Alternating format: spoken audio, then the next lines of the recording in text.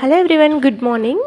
నేను మీకు పచ్చి మామిడికాయలు ఎలా ఫ్రూట్ అంటే పండు అవుతుందో మీకు చూపిస్తాను. ఈ వీడియో నేను నాన్న వాళ్ళ ఇంట్లో తీసాను. సో నాన్న కింద ఫ్లోర్ మీద ఇలా గడ్డి పరిచేసి దాని మీద ఇలా పచ్చి మామిడికాయలు పెట్టి మళ్ళీ వాటి మీద గడ్డి వేసి ఇలా క్లోజ్ చేసేసారు. ఓకేనా. సో దీనివల్ల ఏంటంటే పచ్చి మామిడికాయలు నేచురల్గా పండు అవుతుంది. సో టేస్ట్ కూడా చాలా బాగుంటుంది.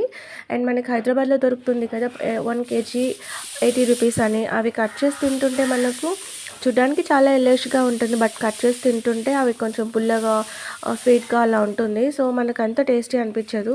ఇవైతే చాలా స్వీట్గా ఉంటుందండి. అక్కడ మీకు కనిపిస్తుంది కదా, రెడ్డిష్గా ఉంటుంది, కలర్ఫుల్ ఉంటుంది. ఆ మామిడికాయలు ఇప్పుడు నేను తీసుకుంటున్న మామిడికాయలు ఇవైతే పచ్చిగా ఉన్నప్పుడు మనం అస్సలు తినలేమండి, అంత పుల్లగా ఉంటుంది.